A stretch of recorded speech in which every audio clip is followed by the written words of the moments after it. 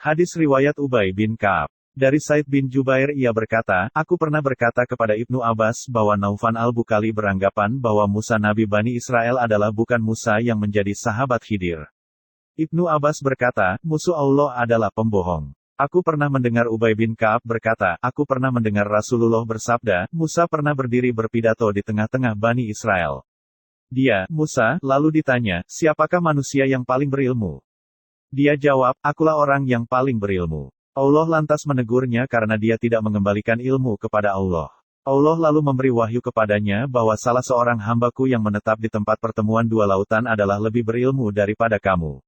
Selanjutnya Musa bertanya, wahai Tuhanku, bagaimana aku dapat bertemu dengannya? Dikatakan kepadanya, bawalah seekor ikan dalam sebuah keranjang. Di mana saja kamu kehilangan ikan tersebut, maka disitulah dia berada. Kemudian Musa pun berangkat bersama muridnya bernama Yusya bin Nun. Musa membawa ikan tersebut dalam sebuah keranjang. Dia dan muridnya berangkat dengan berjalan kaki sampai keduanya mencapai sebuah batu karang besar dan tidurlah Musa dan muridnya. Sementara ikan yang berada dalam keranjang bergerak dan keluar dari keranjang lalu jatuh ke laut. Kemudian Allah menahan ombak, sehingga menjadi seperti sebuah lengkungan buat melintas ikan tersebut.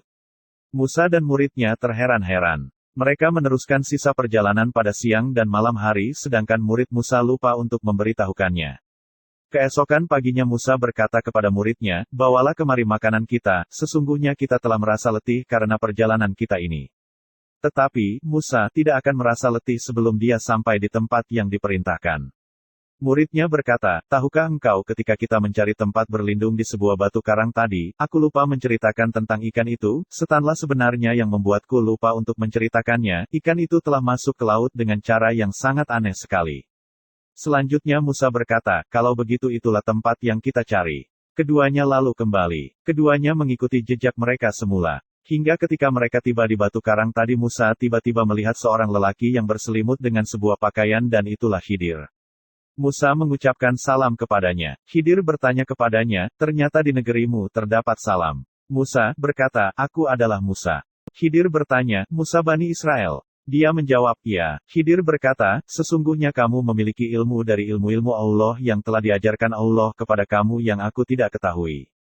Sebaliknya aku juga memiliki ilmu dari ilmu-ilmu Allah yang telah diajarkan Allah kepadaku yang tidak kamu ketahui. Musa berkata kepada Khidir, bolehkah aku mengikutimu supaya kamu mengajarkan kepadaku ilmu yang benar di antara ilmu-ilmu yang telah diajarkan kepadamu? Khidir menjawab, sesungguhnya kamu tidak akan sabar bersamaku. Bagaimana kamu bisa sabar atas sesuatu yang kamu belum mempunyai pengetahuan yang cukup tentang hal itu? Musa berkata, insya Allah kamu akan mendapati aku sebagai orang yang sabar dan aku tidak akan menentangmu dalam suatu urusan pun.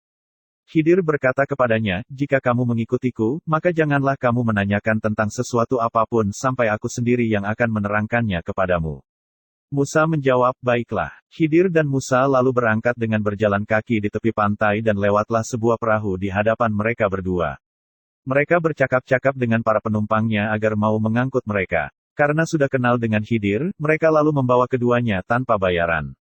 Khidir beranjak ke salah satu papan perahu lalu dicabutnya. Musa berkata kepada Khidir, mereka telah membawa kita dengan cuma-cuma tetapi dengan sengaja perahu mereka kamu lobangi.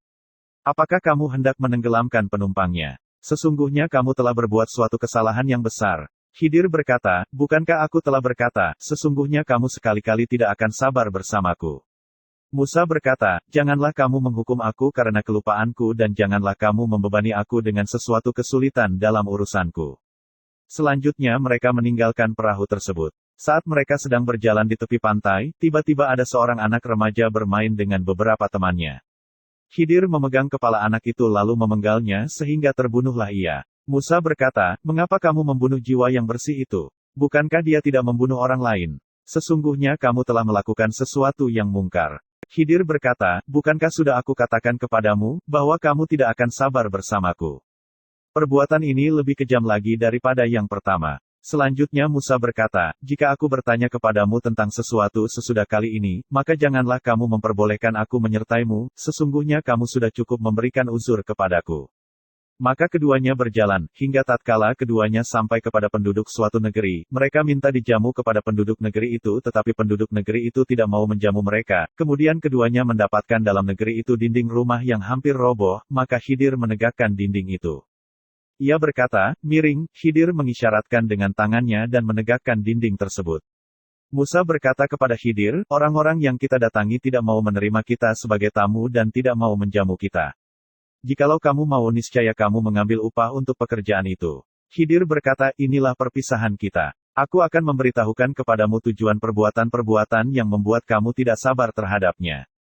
Rasulullah bersabda, semoga Allah merahmati Musa. Aku akan senang sekali kalau saja Musa bisa bersabar sehingga dia dapat menceritakan kepada kita tentang pengalaman mereka berdua. Rasulullah bersabda, tindakan Musa yang pertama memang karena lupa. Beliau bersabda, seekor burung terbang lalu hinggap pada tepi perahu itu dan mematuk ke laut. Khidir lalu berkata kepadanya, ilmu kita jika dibandingkan dengan ilmu Allah adalah seperti patukan seekor burung pipit tersebut pada laut itu.